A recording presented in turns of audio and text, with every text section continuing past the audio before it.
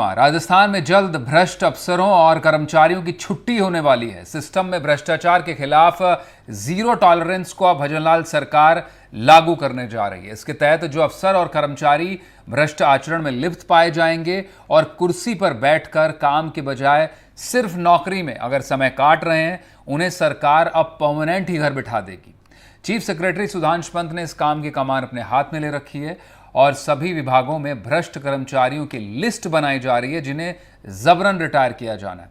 बताया जा रहा है कि पंत ने उच्च अधिकारियों को इसके निर्देश भी दे दिए हैं और अब इंतजार बस 4 जून का है, जब आचार संहिता हटेगी लोकसभा चुनावों के परिणामों के बाद, और 15 साल की सेवा पर पूरी कर चुके भ्रष्ट कर्मचारियों को सिस्टम से बाहर निकालने का सिलसिला शुरू होगा। यानी भ्रष्ट अधिकारियों के खिलाफ केंद्र सरकार जैसा सख्त मॉडल अब राजस्थान में भी देखने को मिलेगा।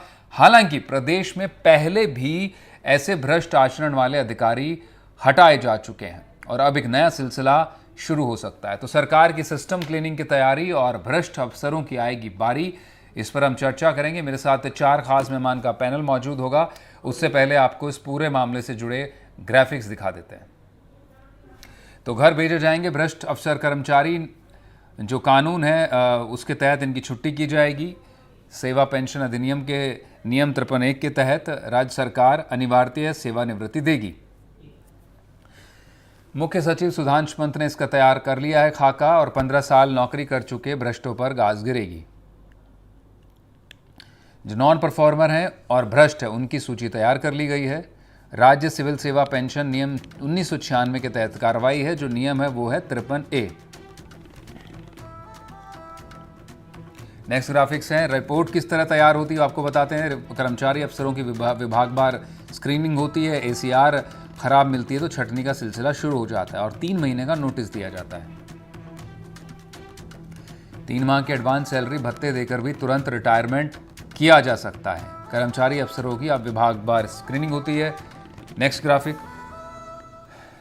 इस तरह से ACR तैयार होती है। जब वसुंधरा सरकार में भी इस तरह के जबरन रिटायरमेंट हुए थे और पुलिस और रेवेन्यू विभाग में कार्रवाई हुई थी, दागी अफसरों कर्मचारियों को रिटायर किया गया था।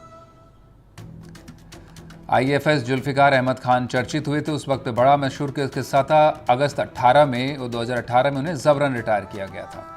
खान ने लगातार 6 साल तक ACR नहीं भरी थी, उसके चलते उन्हें रिटायरमेंट दिया गया। वहीं एक और दूसरा मामला था इंदुभूषण का। IPS थे, 2018 में उन्हें भी घर बिठाया गया था। उन्होंने आंध्र प्रदेश में तत्कालीन राज्यपाल से ज़बरदस्ती वो उलझ गए थे और जिसके चलते उनके आचरण को देखते हुए उन्हें रिटायर कर दिया गया था। तो चारों मेहमान इस वक्त हमारे साथ जुड़ चुके हैं, उनका रुख करेंगे। GP शुक्ला रिटायर्ड IAS हैं, कलेक्टर भी रहे हैं। Mukesh Goswami anti corruption activist हैं। सुरेश गर्ग BJP प्रवक्ता और पंकज शर्मा कांग्रेस से हमारे साथ मौजूद होंगे। चारों मेहमानों का बहुत स्वागत है। शुक्ला सर, सबसे पहले सवाल आपसे होगा। केंद्र में सरकार दावा करती है कि दिल्ली में बड़ा सिस्टमिक करप्शन उसने खत्म कर दिया है, लेकिन राज्यों में ऐसा नहीं देख पाए हैं लोग। कितना कंपलसरी है या आसान है ये कंपलसरी रिटायरमेंट, और क्या इसे लागू करना पूरी तरह व्यवहारिक है? वो तो पूरी तरह किया जा सकता है। हम राजस्थान की यदि बात करें तो हर डिस्ट्रिक्ट हेडक्वार्टर पर एक एडिशनल SP की पोस्ट है ECD की। लेकिन अगर आप समाचार पत्रों के माध्यम से जाने या अन्य प्रकार से जाने तो कोई 6 महीने साल में 1 या 2 केस वो ट्रैप करते हैं, और वो भी बहुत छोटे स्तर के, कभी पटवारी को, कभी गिरदावर को, या कभी पुलिस कांस्टेबल को, या ट्रैफिक वाले को। बड़े लेवल पर कोई कार्रवाई नहीं हुई। आवश्यकता सिर्फ नियम बनाने की नहीं, बल्कि उनका इम्प्लीमेंटेशन कैसे हो रहा है ये देखना भी है। और दूसरा ये कि नियमों का इतना सरलीकरण किया जाए कि भ्रष्टाचार की गुंजाइश नहीं रहे। मैं एक मिनट और अपनी बात करना चाहूंगा। जैसे राज्य सरकार ने नियम बनाया कि कोई भी अधिकारी अपने पास किसी भी पत्रावली को मैक्सिमम 1 महीने से ज्यादा नहीं रखेगा, और यदि रखी तो फिर फाइल एक स्टेप आगे तक जाएगी। खूब अधिकारी 1 से 1.5 महीने रख रहे हैं, एक स्टेप ज्यादा जारी है। क्वेश्चन ये कि किसी ने कभी ये पूछा कि आपने 1 महीने फाइल क्यों रखी? उल्टा जो इफेक्टेड पार्टी हो उसका नुकसान हो रहा है कि अब उसको एक स्टेप आगे तक भी अप्रोच करनी पड़ेगी। तो मेरे विचार से नियम बहुत है, लागू किए जाने चाहिए, और रूथलेसली भ्रष्ट अधिकारी कर्मचारियों के खिलाफ कार्रवाई होनी चाहिए, तभी आम जनता को राहत महसूस होगी। तो आपने कहा कि बड़े रूथलेसली ये इम्प्लीमेंट होना चाहिए, तभी जनता को राहत मिलेगी। निश्चित रूप से करप्शन पर जीरो टॉलरेंस की बात कर रही सरकार, उसके तहत वो जी। रूथलेसनेस जो जिसका आप जिक्र कर रहे हैं शायद संभवतः देखने को मिले। गोस्वामी जी का रुख कर लेते हैं, वो भी काफ़ी सिस्टमिक करप्शन को लेकर और पारदर्शिता पर काम करते हैं।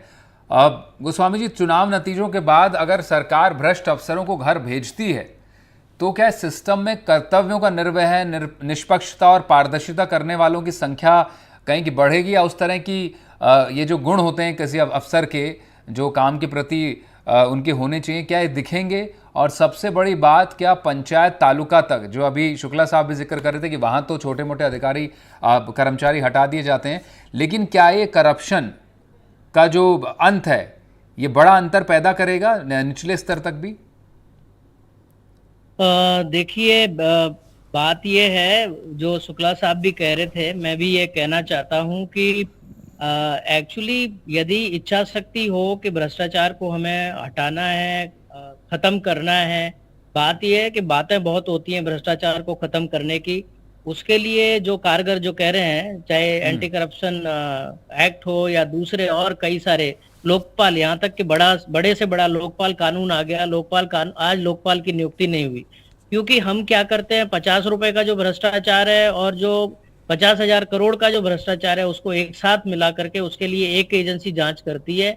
इसके लिए अलग अलग एजेंसियां, अलग अलग स्तर पे लोग नहीं होंगे तब तक इसको पकड़ना। और दूसरी बात यह है कि इसके लिए लगातार कोई ना कोई जवाबदेही के ऐसे व्यवस्था, मापदंड बनाने पड़ेंगे सरकारों को। वो मापदंड बनाते नहीं है। जो शुक्ला साहब भी कह रहे थे कि एक फाइल जो है 1 महीने नहीं, एक साल तक कई अफसरों के पड़ी रहती है, और चाहे वो बाबू है, चाहे अफसर है, चाहे दूसरे और लोग हैं।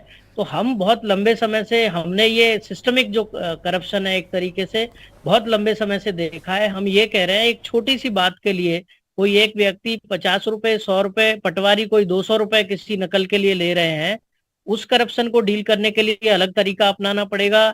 जो 2000 करोड़ का कोई कर रहे हैं, 100 करोड़ का कर रहे हैं, करोड़ का जो करप्शन कर रहे हैं, लाखों में कर रहे हैं, उनके लिए अलग तरीका अपनाना पड़ेगा। और दूसरी बात ये है, ये तो एक पैसे का करप्शन हो गया, लेकिन आज हम देखते हैं कि बड़े पैमाने पे जो हमारे मुख्य सचिव आजकल जा भी रहे हैं कि 5 दिन का सप्ताह हो गया और कोई भी 10:30 से पहले दफ्तर में मिलते नहीं है, 5 बजे बाद कोई दफ्तर में मिलते नहीं है। और 2 दिन राजस्थान में पूरे के पूरे 2 दिन जो है लोग सैटरडे संडे को कोई काम करा नहीं सकते हैं। तो यदि आप जो है 9:30 की बजाय रोज 10:30 बजे, 11 बजे आ रहे हैं और 5 बजे चले जा रहे हैं, तो ये भी एक नया तरह का भ्रष्टाचार है लोगों के। तीसरी तरीके की बात यह है कि आप 11 बजे आने के बाद क्या काम दफ्तर के अंदर कर रहे हैं।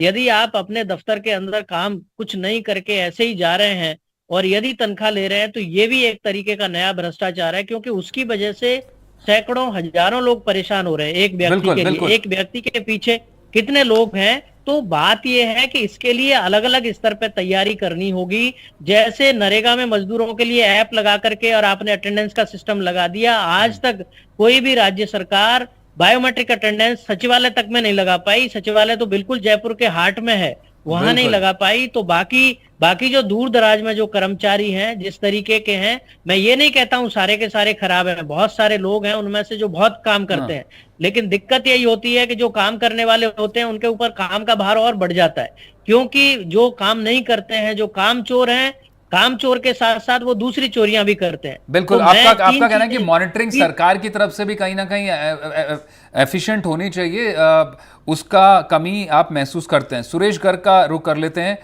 सुरेश गर्ग साहब, क्या वाकई सरकार की एक सिस्टम क्लीनिंग की मंशा है, या फिर इस तरह की खबरों या इस तरह के निर्देशों के जरिए चेतावनी है अफसरों को कि सुधर जाइए वरना फिर सख्ती करनी पड़ेगी, या वाकई होने जा रहा है ये 4 जून के बाद?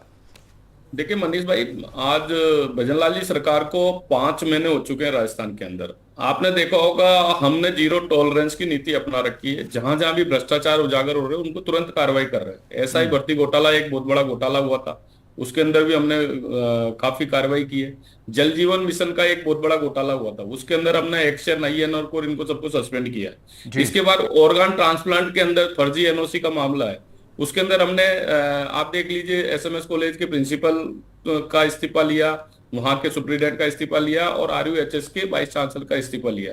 तो जहां जहां भी घोटाले, जहां जहां भी भ्रष्टाचार उजागर होते हैं, तुरंत कार्रवाई। अभी आपने देखा होगा ये अभी जो फूड सेफ्टी अभियान भी चल रहा है, जो मिलावटखोरों के ऊपर भी कार्रवाई चल रही है। तो जो भजन लाल जी की सरकार है, पिछले 5 महीने से तत्पर इन चीजों में काम किया जा रहा है। हमारा एक ही उद्देश्य है कि राजस्थान के अंदर सुशासन और भ्रष्टाचार मुक्त राजस्थान हो। जो भी अधिकारी भ्रष्टाचार में लिप्त पाया जाएगा, जो भी अधिकारी मिला हुआ पाया जाएगा या कर्मचारी मिला जाएगा, निश्चित रूप से उसके ऊपर सजा होगी, उसके ऊपर कार्रवाई होगी। हमारे यहाँ पे वो सिस्टम नहीं है कि अभी सरकारी बिल्डिंग के अंदर करोड़ों रुपए केस मिलना या सोने की सिल्ली मिलना। अगर इस तरह की चीजें मिलती है तो जनता का विश्वास बढ़ जाता है कि भाई अगर सरकारी बिल्डिंग के अंदर ही करोड़ों रुपए मिलेंगे तो फिर जनता क्या सोचेगी। तो भजन लाल जी का जीरो टॉलरेंस की नीति है कि जो भी भ्रष्टाचारी होंगे उनको हम घर पे बैठाएंगे कि भैया आप जाइए, आपकी सेवा पूरी हो चुकी है।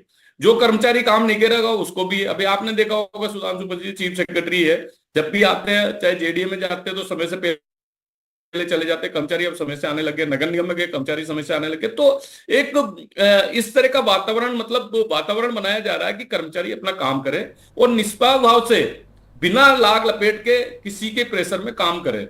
और हम ये चाहते हैं कि राजस्थान में सुशासन हो और भ्रष्टाचार यहाँ पे बिल्कुल भी नहीं।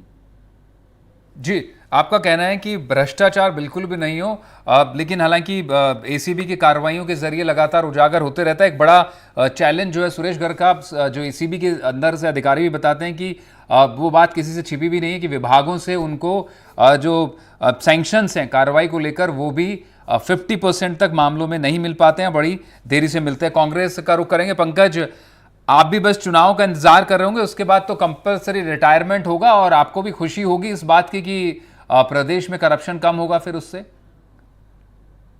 बिल्कुल मनीष जी, निश्चित तौर पे हम लोग इस मामले में हमेशा से ही, हम लोगों की सरकार जब थी पिछले 5 साल में, तो राजस्थान की पहली सरकार थी जिसने ACB को इतना मजबूत किया, ACB को इतनी फुल अथॉरिटी दी जिसके तहत कोई भी राजनेता हो, कोई भी अधिकारी हो, कोई भी हो, उसके खिलाफ ACB ने हमेशा से कार्रवाई की, भ्रष्टाचार के आरोपी पकड़े गए। और ये जो नियम बने हैं इसमें आप देखेंगे कि 2023 में जस्टिस रेखा बोराना ने किया था। इसमें जो भी 25 साल अपने सर्विस के कंप्लीट कर ले या अप्रैल 23 तक का टाइम था, 52 वर्ष अपना कंप्लीट कर ले, तो उसको कंपल्सरी रिटायरमेंट दी, स्कीम के तहत रिटायरमेंट दिया जा सकता है अगर वो भ्रष्टाचार में लिप्त है और किसी तरीके का आरोप उस पर लगे हुए हैं। तो लेकिन एक चीज हमें समझनी पड़ेगी कि बीजेपी का यहाँ दोहरा चरित्र जो हम सब लोग देख रहे हैं, आप देखेंगे पिछले कुछ दिनों से लगातार किरोड़ी लाल मीणा जी सरकार पे आरोप लगा रहे हैं, लगातार मुख्यमंत्री जी को, प्रधानमंत्री जी को इन्होंने लेटर लिखा है। उसमें भले वो MREC का जो कैंपस घोटाला हो, एकल पट्टा घोटाला हो, RSWC घोटाला हो, इस सब घोटालों पर अपनी मांग रखी, लेकिन सरकार किसी भी तरीके से कोई भी कार्रवाई करने से लगातार बच रही है। दूसरा मैं एक केस आपको बता रहा हूँ, पिछली सरकार में जब कांग्रेस में अपनी सरकार थी राजस्थान में, तो सरकार में जो भ्रष्ट अधिकारी पकड़े गए थे, जिनको सस्पेंड किया था, उनको वापस इन्होंने बहाल कर दिया। देखेंगे आपको पता हो तो दौसा का जो हाईवे केस था, हाईवे का घोटाला था, उसमें मनीष अग्रवाल एक IPS पकड़े गए, उनको इन्होंने बहाल अभी पिछले कुछ ही दिनों में किया। तो जिस तरीके से ये लगातार भ्रष्टाचारियों को बहाल करने का काम ये कर रहे हैं, और जो भ्रष्टाचार इनकी सरकार में चले जाए, नहीं भ्रष्टाचार तो जो किरोड़ी लाल भी अगर मामले लिख रहे हैं पंकज, वो तो आप ही की सरकार के हैं, वो चाहे गोदाम भंडारण का उसमें मसला हो या फिर दूसरे लेटर्स उन्होंने पेपर लीक को लेकर लिखे, वो सारे भ्रष्टाचार आप ही की सरकार के उजागर हो रहे हैं। नहीं, हमारी सरकार के नहीं है बॉस, इनकी सरकार के हैं।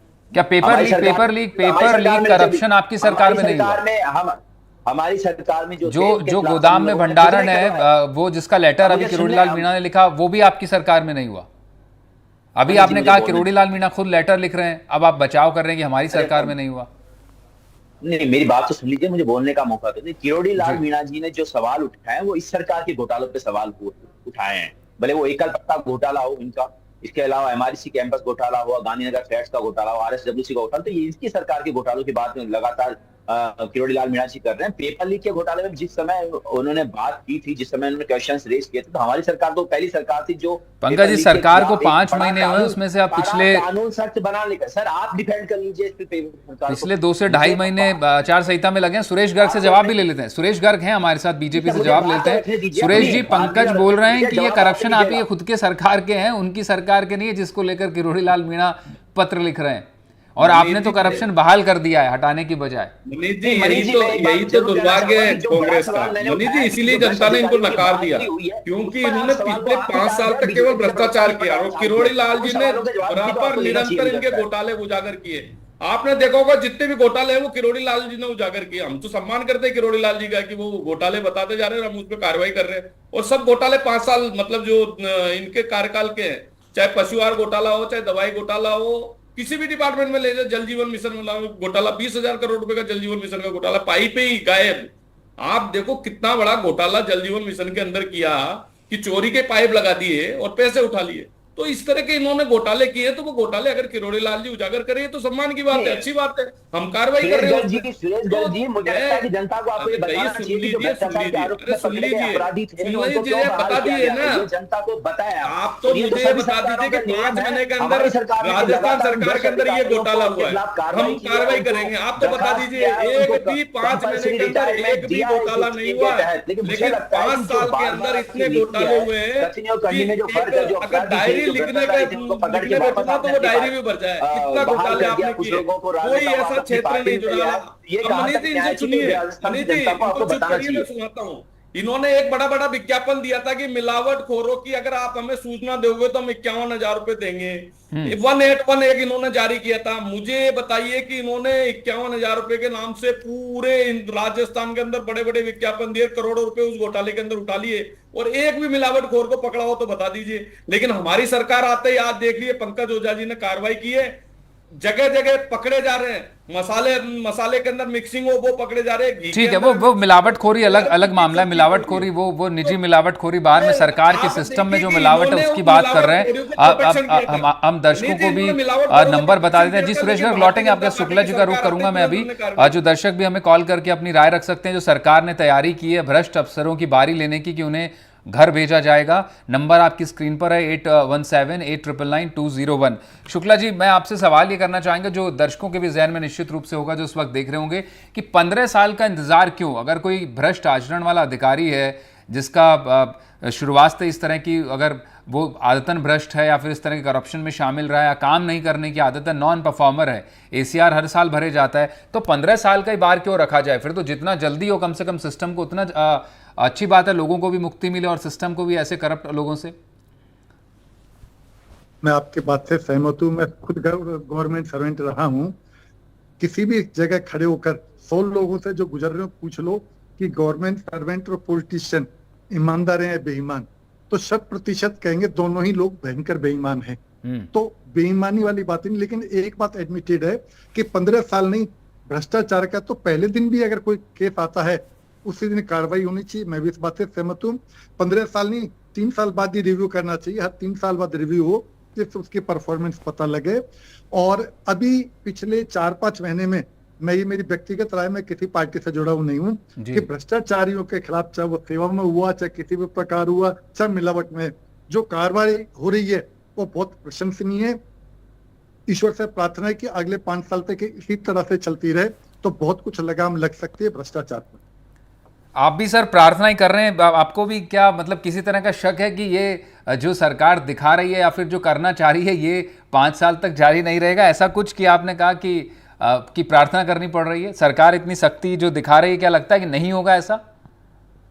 बिल्कुल होगा। संयोगवश में भरतपुर कलेक्टर भी रहा हूँ जी, और वर्तमान CM को 10 साल पहले से भी जानता हूँ। निश्चित कार्रवाई को उन्हें समय ही कम मिला है। मैं तो उनकी हौसला अफजाई के लिए कह रहा हूँ कि वो डटे रहें और भ्रष्टाचारियों को राजस्थान से बाहर निकालें। ठीक है गोस्वामी, मेरा पूरा विश्वास है कि वो कठोर कदम लेंगे। जी जी जी, निश्चित रूप से सभी ये चाहेंगे कि जो सिस्टम का करप्शन है स्टेट्स में, खासतौर पे जिस तरह से केंद्र सरकार दावा करती है कि दिल्ली में जो करप्शन एक ज़माने में था वो उन्होंने ख़त्म किया, वैसा स्टेट्स में भी देखने को मिले। गोस्वामी जी, आपसे मेरा सवाल ये होगा कि जो एजेंसीज़ हैं, जो आप बात पहले भी जवाब में कर रहे थे, ख़ासतौर पर ACB जो बड़ा काम करती है, उसमें कहाँ सुधार की गुंजाइश है? ACB का कहना है कि हमको विभागों से बड़ी देरी से सैंक्शन मिलते हैं, कई मामलों में तो नहीं भी मिलते हैं। हाँ, तो देखिए बिल्कुल सही कह रहे हैं आप कि ये जो सैंक्शन है, एक तरीके से सैंक्शन भी सरकार के स्तर पे ही उसके निर्णय लिए जाने होते हैं। चाहे वो अभी की भजनलाल जी की सरकार है, चाहे अशोक गहलोत जी की थी, वसुंधरा जी की थी, बीजेपी 5 साल कांग्रेस, यही ट्रेंड पिछले 25 सालों से चल रहा है। तो ये न तो बीजेपी और न कांग्रेस इस सवाल को टाल सकते हैं कि जितने अफसर पकड़े गए, और पिछले कार्यकाल में भी काफी अच्छा काम हुआ, एक तरीके से एक अफसर पूरी तरीके से एंटी करप्शन में लगे रहे, बहुत सारे लोगों को पकड़ा गया, लेकिन अंत में सारे के सारे लोग छूट जाते हैं। आप देखेंगे कि एसीबी में जितने लोग पकड़े गए, यदि उनकी कन्विक्शन की रेट देखेंगे कि उनमें से दोषसिद्धि कितने लोगों की हुई, बहुत जल्दी बहाल हो जाते हैं, उसके बाद में नौकरी पे लग जाते हैं, और वही जो पकड़े गए थे उनके पीछे, और ये सेंशन भी नहीं मिलती है, बहुत सारे लोगों के सेंशन के मामले भी पड़े रहते हैं। तो एसीबी को, मुझे तो लगता है कि ये जो सेंशन है कहीं ना कहीं इसका रिव्यू होना चाहिए कि भाई किसी भी लेवल का, चाहे कोई बड़े से बड़ा अधिकारी हो, चाहे कोई छोटे से छोटा हो, उसके लिए एक लेवल की सेंशन, तो यदि बिल्कुल ही मामला सामने आ गया है तो उसमें सेंशन की क्या है, ये नियम बदले जाने चाहिए। एक बात तो ये होना चाहिए। दूसरी बात ये है कि इस पे अलग अलग लेवल पे अलग अलग तरह की प्रक्रिया अपना करके, छोटे लेवल के करप्शन के लिए एसीबी पकड़ती है बहुत सारे छोटे लेवल के अधिकारियों को, और जो रिटायर्ड आईएएस साहब कह रहे थे, एक्चुअली बड़ी दिक्कत ये हो रही है कि नेताओं के लिए कोई व्यवस्था नहीं है। ये जो नेता और अफसर मिलके जो घोटाला करते हैं, जो गड़बड़ करते हैं, उसके लिए नेताओं को आप कैसे पकड़ेंगे? उनको कहते हैं ज्यादा से ज्यादा वो थोड़े बहुत दिन जेल रह के आ जाते हैं और वापस उसी काम में लग जाते हैं। तो उनके लिए भी ऐसा प्रावधान होना चाहिए कि कोई 6 महीने भी, अभी तो है कि भाई 2 साल 3 साल का प्रावधान है कि 3 साल की जेल हो गई तो आप चुनाव नहीं लड़ सकते, लेकिन किसी नेता के ऊपर यदि 3 महीने की भी सजा हुई है किसी को, तो इस तरीके के प्रावधान होने चाहिए कि भाई आप चुनाव नहीं लड़ पाएंगे। और यदि भ्रष्टाचार के मामले में हो सकता है कि कोई आंदोलन में कोई नेता जेल गए, वो अलग बात है, लेकिन इस तरीके का सीरियस कोई रेप का केस है या कोई भ्रष्टाचार का मामले में कोई नेता यदि जेल गए हैं, तो ऐसे लोगों को तो एक तरीके से चुनाव नहीं लड़ने देना चाहिए। ठीक है, वो पॉलिटिकल मसला है, लेकिन बात फिलहाल सिस्टम की ओर। एक नरेंद्र शेखावत हमारे साथ दर्शक इस वक्त में मौजूद हैं, उनका रुख करते हैं। जी नरेंद्र जी, अपनी बात रखिए। हाँ जी सर जी। अब मैं क्या बोलूं? जी नहीं, विषय है जिस पर बोलिए। सरकार ने तैयारी की है करप्शन अधिकारियों को बाहर करने की, जो करप्ट अधिकारी हैं उस पर आपकी राय रखिए। ऑफिस में जो है माइनिंग में, राजस्थान गवर्नमेंट की जो माइनिंग है उसमें भ्रष्ट अधिकारी है डीसी को। ठीक है, माइनिंग सेक्टर का आपने जिक्र किया, बिल्कुल एक बड़ा सेक्टर बनता। बहुत शुक्रिया। फिलहाल सुरेश गर्ग से जवाब लेते हैं, समय बहुत कम है। सुरेश जी, ये एक बड़ा सेक्टर है जिसकी तस्वीरें आपकी सरकार में भी कमोबेश वैसी ही हैं कि बड़े माफिया अभी भी एक्टिव हैं, और वो माफिया पुलिस की नाक के नीचे इस तरह के जो काम है माइनिंग को अंजाम दे रहे हैं। इस पर क्रैकडाउन की बड़ी जरूरत है।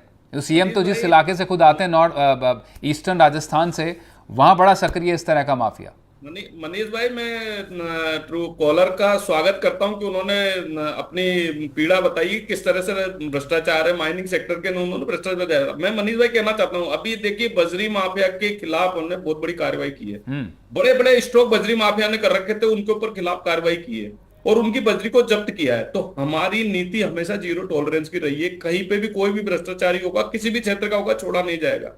हम यह नहीं देखेंगे कि वो किसी पार्टी से संबंधित है, क्या है, ठीक कुछ है, नहीं। ठीक है। एक और सुरेश जी, एक और दर्शक ले लेते हैं। बीकानेर से रविंद्र सिंह मौजूद है, उनका भी ओपिनियन, देवेंद्र सिंह, उनका भी ओपिनियन जान लेते हैं। जी देवेंद्र। हाँ सर जी बताइए। सर, मेरा निवेदन था कि सरकार ने बहुत ये तो काम अच्छा किया है कि ये जारी कर रही है सरकार, हाँ, लेकिन इस पर सर मंत्रियों और इनको क्यों नहीं कर रही है सरकार? पेंशन इनको क्यों नहीं रोक रही है?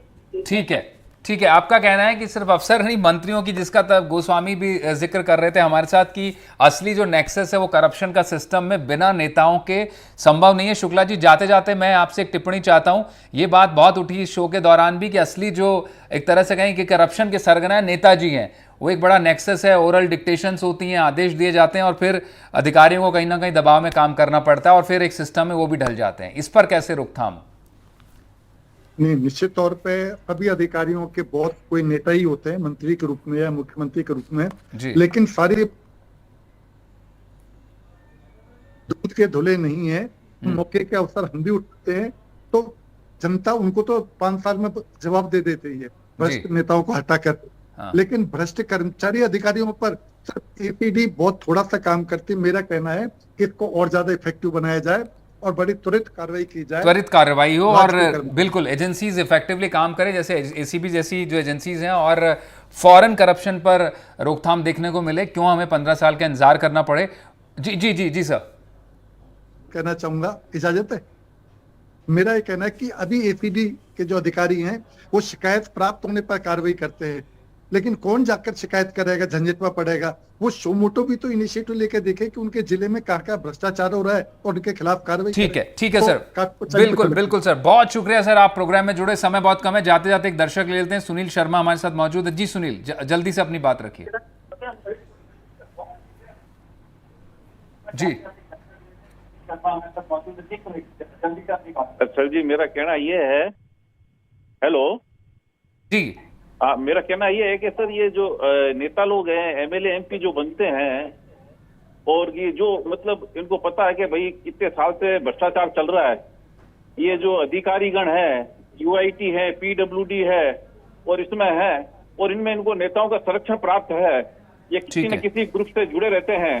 ठीक है, ठीक है, बिल्कुल वही बात हमने की सुनील जी की, किस तरह से नेक्सस उस पर काम होता है, उस पर भी क्रैकडाउन करने की जरूरत है, ताकि एक सिस्टमिक जो करप्शन है उस पर पूरी तरह से जीरो टॉलरेंस के साथ काम हो। चारों मेहमान आप जुड़े, बहुत शुक्रिया। दर्शकों का भी शुक्रिया जो हमें लगातार कॉल करते रहे। इस प्रोग्राम में फिलहाल इतना ही, बाकी आगे देखिएगा एनडीटीवी से जुड़े और कार्यक्रम। नमस्कार।